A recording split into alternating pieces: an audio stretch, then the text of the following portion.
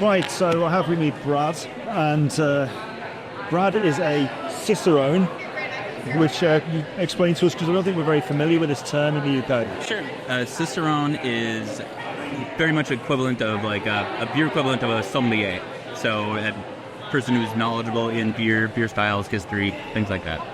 Excellent. You actually got a qualification for this, I think, right? Yep. There's a Cicerone organization out of Chicago in the United States, and went there for testing. It's reasonably rigorous. There's maybe a couple thousand people globally that are at the level that I'm at. There's higher levels. There's a master Cicerone level. There's maybe 10 people that I'm not at still. We are at a craft brewery. We're at Inbound, one of my favorites in town. They do good stuff, good variety of beers. Yeah. Excellent. And so what do we have in front of us here? We have, Neil here has a flight of beers, which is a small selection of them. It's a good way to try out different styles, see what you like or don't like.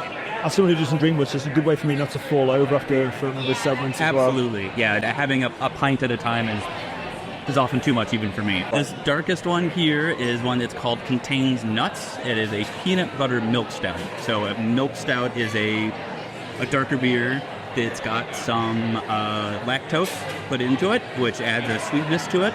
And then on top of that, they've added some peanut butter flavor to it.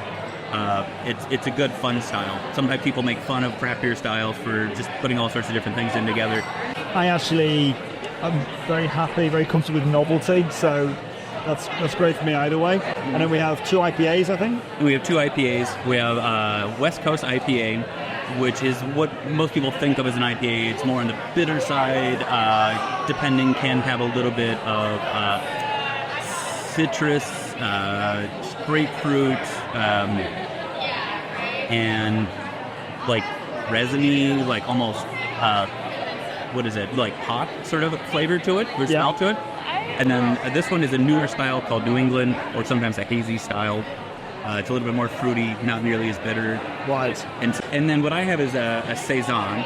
It is a Belgian style beer. It's got a little bit more of like, sometimes called like farmhouse style. It's got flavors of hay and some like citrus, more on the lemon side. Do you pick all these notes up yourself? A lot of it is memorized. I mean, that was one of the things I needed to do for that Cicerone exam, was to have knowledge in, I'm trying to think, it's like 150 different styles of beer or something like that, give or take.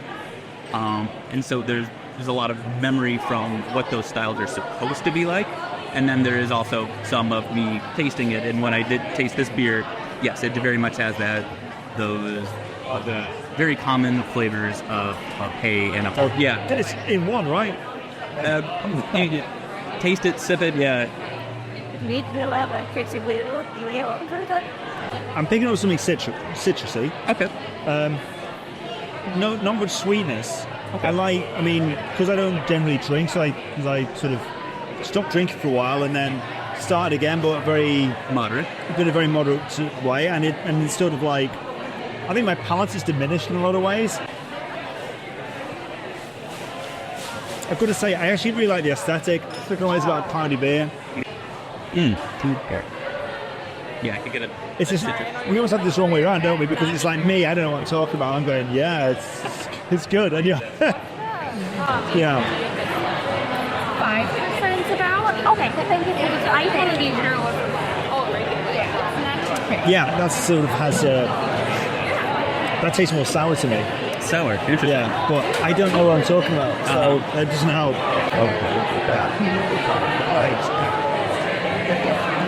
The other one? I mean, I know which I prefer, and it's this one. Oh, okay. And no, yeah, it's really good. I think I'm worried I won't be able to taste anything after I've had this, but let's give it a go anyway. It will be a very strong flavor, very different. Get the sweetness straight away with the nuts. Really.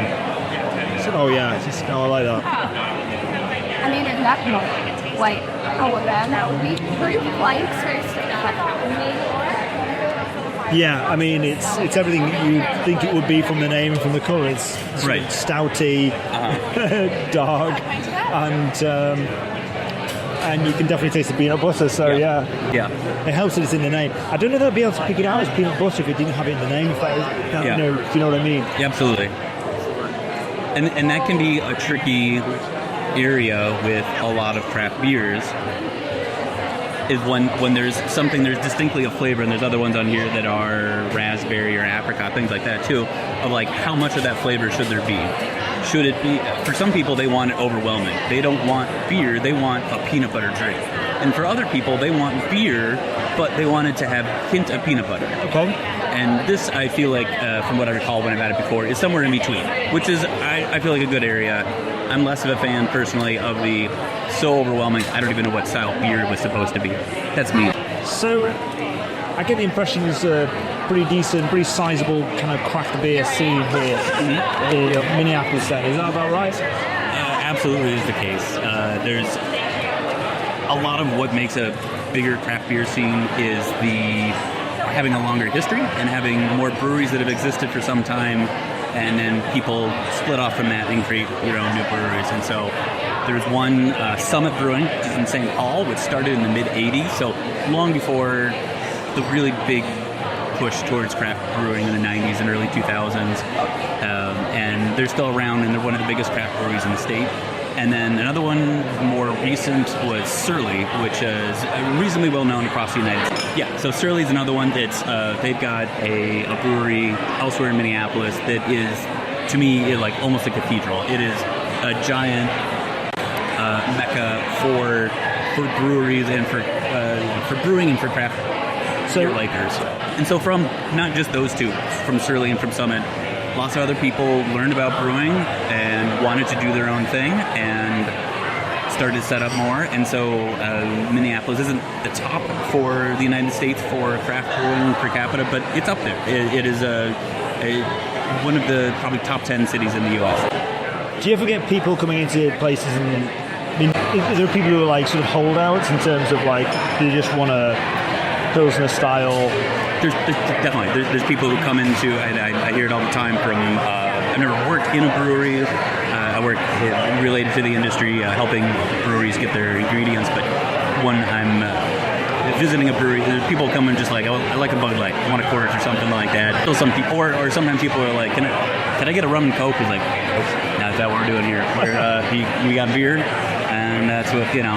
Do you notice any trends in terms of the ingredients themselves, the hops or there's always a new trend beer or two or something like that. One of the ones that I've learned about in the not too distant past is called a cold IPA. When making beer and then lagering it, like letting it sit for some time, most ales, IPA, India Pale Ale, most ales are at a warmer temperature. Yeah. And so these people, this is the difference that they do, is that they have an IPA, an ale beer that they lager at a cold temperature. That's why it's cold IPA. So if you want to know how it tastes different, good question. I've heard some people say it tastes a little bit sweeter, or other people say it tastes a little bit more bitter. I suppose one of the problems you guys, a lot of people like me, they don't actually know what they're talking about. And that's, so it's sort of suggestible. Yes, and people who are making it don't know what they're talking about necessarily, and also people who are drinking it who don't necessarily know. People know they like what they like, you know, and it can't tell them like you're liking it for the wrong reason. That's not helpful. So I don't want to tell people. It's that beer snobbery thing, isn't it? Yes, and I try very hard to not be that beer snob. Yeah, you can like what you like, and that's why I'm flavored beer. Go for it. People like it. You know, pumpkin beer is another way.